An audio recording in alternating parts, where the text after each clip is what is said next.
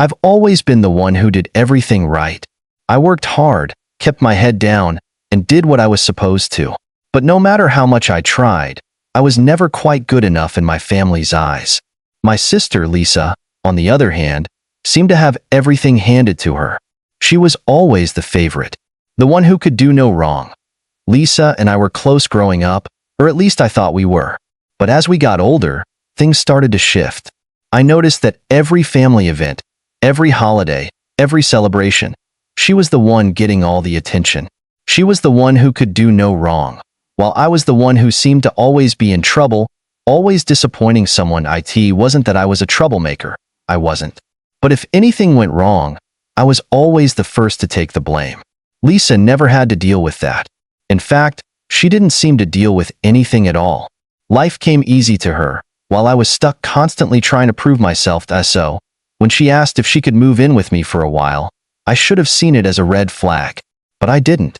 I felt like this was my chance to have some real sister time. Maybe, just maybe, if I helped her out, she'd realize how much I'd been there for her all these years. First, it wasn't that bad. Lisa was only supposed to stay with me for a couple of months while she looked for a place of her own. I didn't mind. After all, she was my sister, and family should stick together, right? But then, things started to change. She'd leave for work in the morning, but I'd come home after a long day to find the apartment a mess. Dirty dishes everywhere, her shoes scattered across the living room, and her clothes left in piles on the couch. She didn't even bother to clean up after herself, and when I asked her about it, she would just shrug it off, saying she was tired or had too much going on. I tried to keep my cool. After all, I didn't want to start a fight. But deep down, I was starting to resent the situation. She was living with me rent-free, taking up space, and it felt like she wasn't even trying. Meanwhile, I was struggling to make ends meet. I had my own bills to pay, my own life to juggle, and here she was, treating my home like a hotel. It didn't help that our parents seemed to ignore the issue entirely. They were just so happy that Lisa was living with me. They didn't understand how much I was giving up to make this work. They didn't see the resentment building inside me, the frustration that kept growing every day. One evening, after a particularly exhausting day, I came home to find Lisa sprawled out on the couch, watching TV, with half a pizza box beside her. She hadn't even bothered to clean up. I could feel my blood boiling, but I didn't say anything right away. I was tired of being the bad guy, but then she said it. "Oh, hey, by the way, Mom and Dad want me to stay a little longer. They're fine with it, so I figured I could just crash here for another few months." I froze. Another few months? I had already given her a place to stay for over 4 months. My patience was running thin, and now it felt like my own family was taking advantage of me. I couldn't just sit back and let them push me around anymore. The truth was, I was tired. Tired of always being the one to sacrifice. Tired of always being the one to give in. It wasn't fair. I was working my butt off just to get by, and Lisa was living here rent-free, without a care in the world. That night, after she went to bed, I sat down and started thinking. This wasn't just about the mess or the lack of respect. It was about everything. The years of feeling like I wasn't enough, the way my family always took Lisa's side no matter what. They had never been there for me like they had been for her. And now, here I was, supporting her again, and it felt like nothing had changed. I had to make a decision. The next day, I couldn't shake the feeling that something had to change. I couldn't keep going like this, feeling invisible in my own home, feeling like I was being taken advantage of. I had put up with Lisa living here for months, all while trying to maintain my own life. But it wasn't fair anymore. After work, I walked into the apartment, and there she was, lounging on the couch again. I didn't even get a hello. It was like she didn't care that I had a long day. She didn't care about anything, really, except her own comfort. I couldn't hold it in anymore. "Lisa, we need to talk," I said, trying to keep my voice steady. She glanced up at me, eyes still glued to the screen. "What's up?" She sounded so casual, so unbothered. "I'm not going to keep doing this. You need to move out. You've been here long enough, and I'm not going to let you stay here rent-free anymore," I said, my voice a bit more forceful than I intended. She blinked in surprise, then let out a little laugh. "What? Are you serious? You want me to leave?" "Yes. You've been here long enough, and I've asked you to pitch in, but you don't. You don't clean up, you don't respect the space.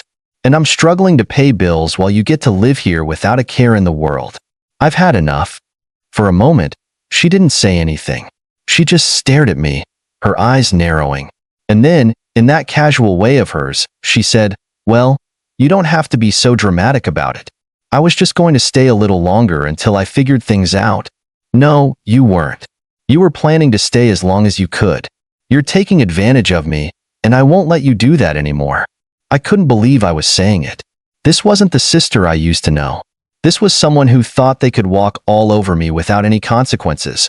She stood up then, a little too quickly, and snapped, "I'm not some charity case, okay? I'm just trying to get my life together. Why do you have to make everything so difficult?" "I'm not making things difficult." "You are," I replied, trying to keep my emotions in check. "I've been nothing but patient, but you've crossed the line. It's time for you to leave." Her face twisted in disbelief, and then it hit me. She had never once thought she'd have to leave. My sister had always been able to depend on others. Mom and Dad had always had her back, and now I was supposed to just keep supporting her like this. She let out a huff of frustration and grabbed her phone, then called Mom. I knew exactly what was coming. Mom would try to talk me out of it, tell me I was being harsh, and beg me to let Lisa stay longer. When she hung up, Lisa's face was red with anger. "Mom said I should talk to you about this. You're being unreasonable." "Unreasonable?" I was fighting to stay calm. "No, I've been patient. I've tried, but I'm done. You need to figure it out on your own. You can't keep relying on other people." She stood there for a moment, seething. I saw her calculating her next move, but she didn't say anything. Instead, she stormed off to her room, slamming the door behind her. The next few days were tense. Lisa barely spoke to me, and I could feel the walls closing in. I knew she was hurt, but honestly, I didn't care. The anger I had been bottling up for so long was finally starting to surface. I was tired of being the one who always gave in. And then, it happened. Mom and Dad called. I didn't answer at first. I wasn't in the mood to listen to their guilt trip. But after a few missed calls, I decided to pick up. "Why are you doing this?" Mom's voice was soft, but I could hear the disappointment. "Lisa just needs some help right now. She's going through a tough time." I was silent for a moment, letting the weight of her words sink in. "You've always taken her side, haven't you? No matter what. She's your perfect little girl, and I'm just the other one. The one you don't have time for." "That's not true, honey. You know we love you. But Lisa needs us right now, and you're being hard on her." "I've been hard on her for years, Mom. But she's never had to face the consequences of her actions. She doesn't clean up after herself. She doesn't pay rent. And yet she gets everything handed to her while I'm left to pick up the pieces. I'm done being the one who sacrifices everything." Mom sighed, clearly frustrated. "We're just asking for a little more patience. Can't you be more understanding?" "I've been patient long enough. I can't keep doing this. I'm kicking her out. She needs to learn how to stand on her own feet." The phone went silent for a long moment, and when Mom spoke again, it was almost like she was pleading with me. "Please don't do this. We're family. Don't turn your back on your sister." "I'm not turning my back on her. I'm doing what's best for both of us." I hung up before I could hear more of her excuses. I didn't need to hear them. I was done. The days that followed were a blur of tension and frustration. Lisa barely spoke to me, and when she did, it was always some snarky comment or a backhanded remark. The calm I had once tried to maintain was now gone. I could feel the strain between us, and honestly, I didn't know how much longer I could take it. Then, one afternoon, she caught me in the kitchen, staring at the pile of bills I was trying to sort through. She stood there for a moment, watching me as I jotted down numbers, balancing accounts, trying to make sense of it all. I was exhausted. I hadn't even realized she was in the room until she finally broke the silence. "You really think it's fair?" Lisa asked, her tone more serious than usual. "You're kicking me out over a few things. You don't understand what I'm going through." I didn't turn to face her. I couldn't. I was too upset, and I needed a moment to collect myself. But her words hit me harder than I expected. Was I being unfair? I took a deep breath before replying. "You have no idea what I've been going through. I work all day, and when I come home, I find this place a mess. I'm struggling, Lisa, and you've had everything handed to you. I'm not going to keep cleaning up your mess while you just sit back and relax." Lisa scoffed, stepping forward. "Oh, so now you're playing the martyr? Like I don't have my own problems? You don't even understand what I'm dealing with. I'm just trying to get back on my feet. You know what? Maybe I don't even need to be here anymore. Maybe you're right. I'll just go." Her words were like a slap to the face. After everything, she was acting like I was the one who had wronged her. She turned to walk out of the room, but I couldn't let it go that easily. "No, Lisa. You don't get to walk away from this like it's nothing. You've been living here rent-free, and now you want to act like I'm the bad guy? No, I'm not letting you off the hook this time." She stopped, her back to me. I could see her shoulders tense, her anger simmering just below the surface.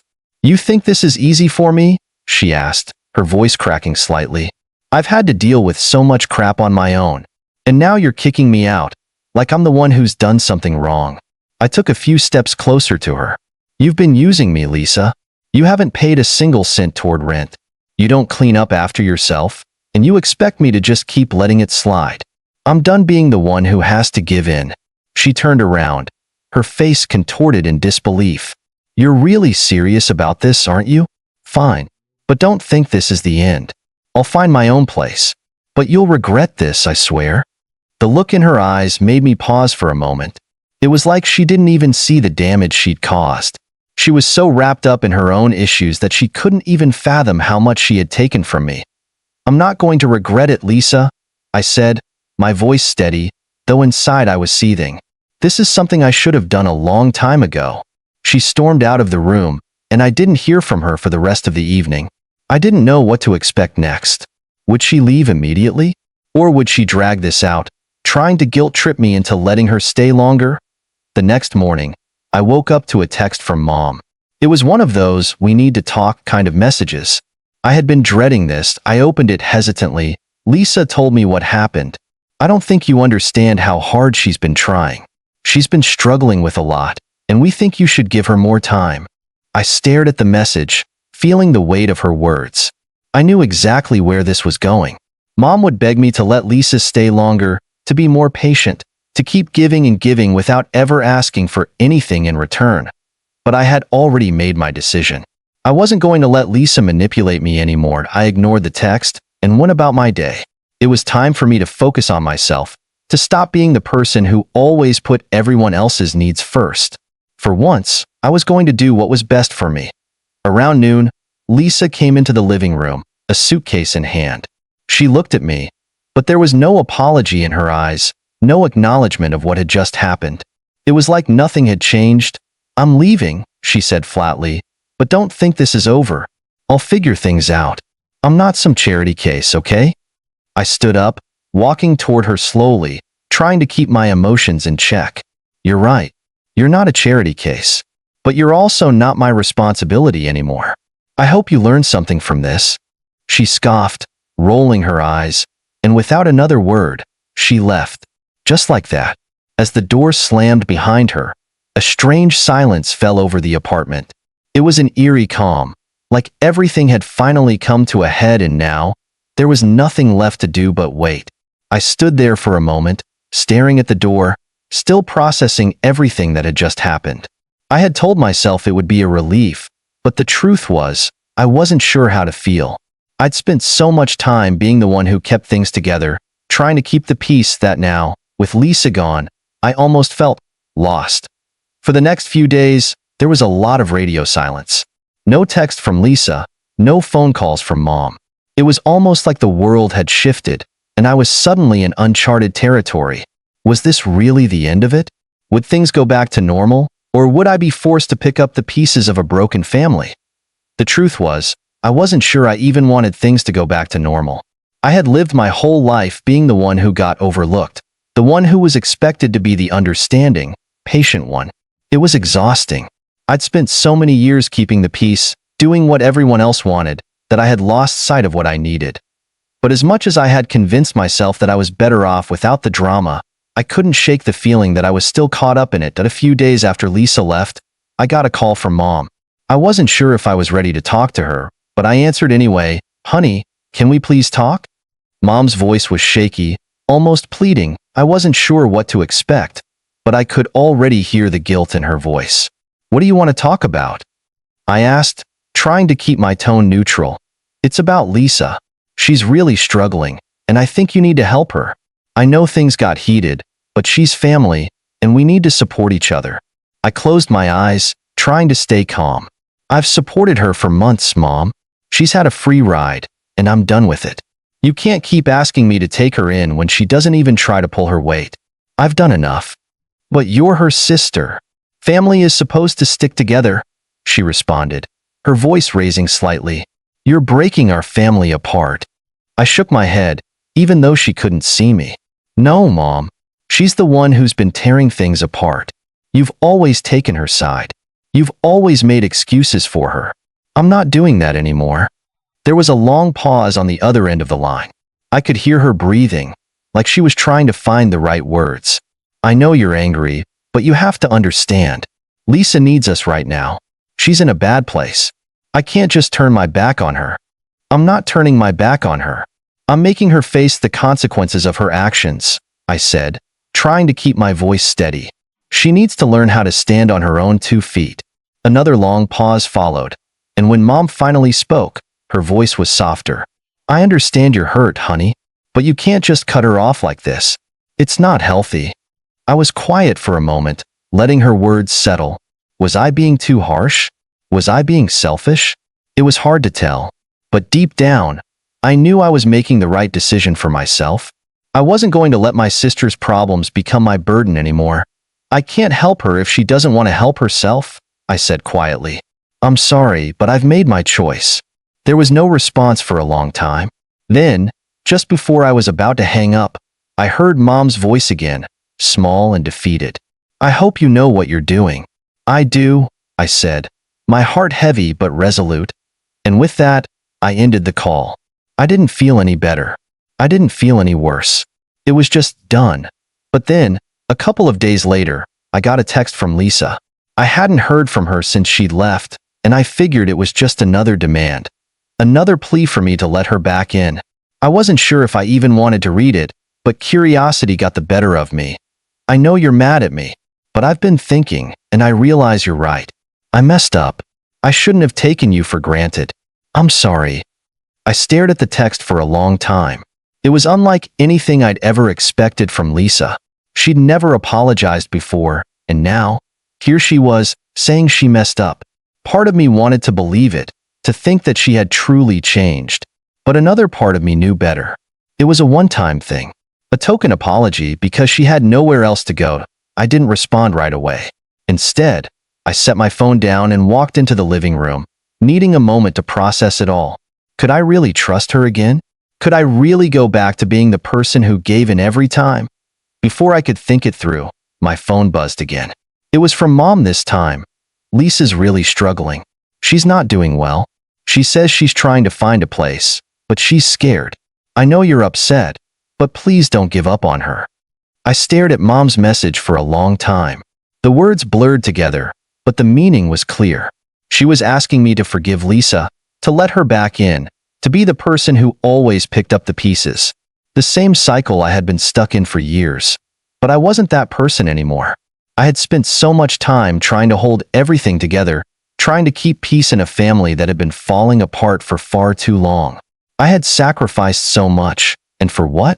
So Lisa could continue to use me, so my parents could keep enabling her? I had finally reached the point where I couldn't give anymore. I put my phone down slowly, my heart heavy but resolute. I had made my decision, and nothing was going to change it.